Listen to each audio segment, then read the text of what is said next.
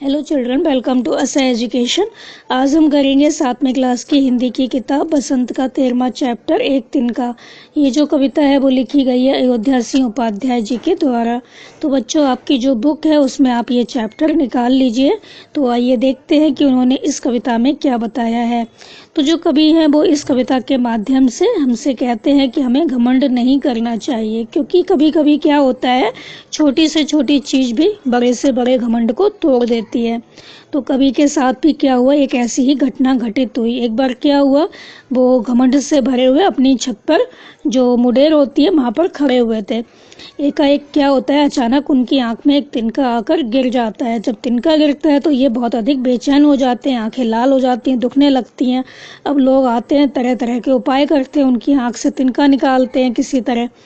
लेकिन जो कवि हैं उनको ये समझ में आ जाता है कि उनको इतनी अकड़ नहीं दिखानी चाहिए, क्योंकि अकड़ को ढीला करने के लिए एक जरा सा तिनका होता है, वही काफ़ी होता है।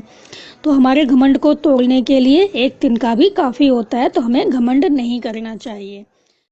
तो आइए देखते हैं कि उन्होंने इस कविता में क्या बताया है, क्या कहा है।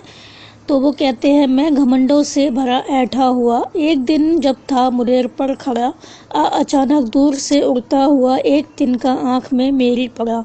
तो वो क्या कहते हैं यहाँ पर, तो पहले हम लिखेंगे इसका प्रसंग और संदर्भ की। प्रस्तुत पंक्तियाँ हमारी पाठ्य पुस्तक बसंत भाग 2 में संकलित कविता एक तिनका नामक पाठ से ली गई है। इसके रचयिता अयोध्या सिंह उपाध्याय हरिऔध हैं। इस कविता में उन्होंने घमंड न करने की सीख दी है।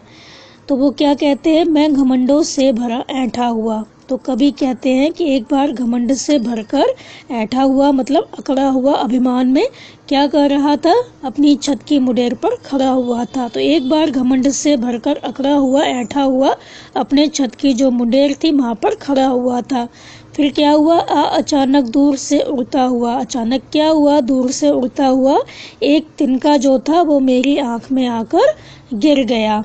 तो यहाँ पर जो कवि हैं वो कहते हैं कि एक बार घमंड से भरकर अकड़ा हुआ अपने घर की छत की मुडेर थी, उस पर मैं खड़ा हुआ था।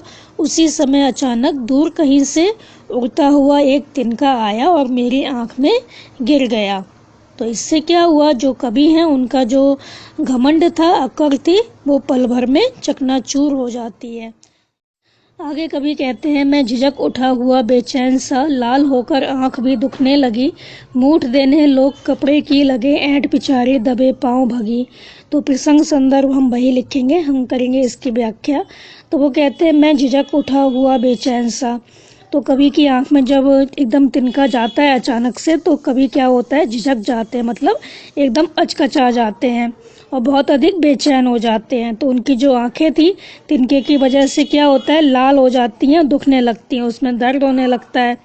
अब वो जो कवि थे वो तो अपनी आंख से तिनका निकाल नहीं सकते थे। अब लोग जो थे उनकी मदद के लिए आते हैं। तो लोग क्या करते हैं, कपड़े की जो मूठ होती है, मतलब जो कपड़ा होता है उसकी एक पोटली सी बनाते हैं, उनकी आंख में रखते हैं ताकि तिनका निकल जाए। सभी लोग उनकी आंख से तिनका निकालने की कोशिश करते हैं। तो कवि क्या कहते हैं कि ऐंठ बिचारी दबे पांव भगी। तो कवि की जो सारी अकड़ थी वो गायब हो जाती है, उनका जो घमंड था वो हवा में उड़ जाता है। तो सभी लोग जब मदद के लिए आते हैं तो उनके अंदर जो घमंड होता है वो कहीं ना कहीं गायब हो जाता है, खत्म हो जाता है।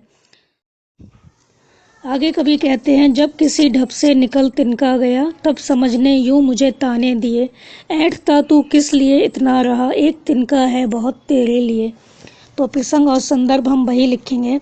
और इसमें जो कवि हैं वो क्या कहते हैं कि जब किसी ढप से निकल तिनका गया, तो ढप माने तरीका। तो जो कवि हैं वो क्या कहते हैं, जब किसी तरीके से जो तिनका है वो निकल गया, लोगों ने उनकी आंख से जो तिनका है वो निकाल दिया, तो क्या हुआ, उनका जो घमंड था, उनकी जो अकड़ थी, सारी ढीली हो जाती है। तो लोग किसी तरह कपड़े की जो पोटली थी उसको रखते हैं उनकी आंख पर, तिनका जो है वो निकाल देते हैं, तब उनको कुछ राहत मिलती है। तो वो सोच में पड़ जाते हैं। तो जो उनकी बुद्धि थी, उनकी जो अकल थी, उन पर व्यंग कसती है। तो वो क्या कहती है, ऐंठता तू किस लिए इतना रहा। तो जो उनकी बुद्धि है, अकल है, तो वो कहती है उनसे कि तू किस बात पर इतना अधिक अकड़ रहा था, तो उसमें इतनी जो अकड़ थी वो किस बात की थी। तो तेरे लिए तो एक तिनका ही बहुत है, जो तेरा घमंड है उसको चूर करने के लिए तो एक तिनका ही काफ़ी है। तो इन पंक्तियों के माध्यम से जो कवि हैं उन्होंने यही बताने की कोशिश की है कि एक छोटा सा तिनका है वो भी हमारे घमंड को चूर चूर कर सकता है, तो हमें घमंड नहीं करना चाहिए। तो बच्चों, आप इस कविता को अच्छे से समझकर याद कर लीजिए और हमारे चैनल असह एजुकेशन को सब्सक्राइब करना मत भूलिए।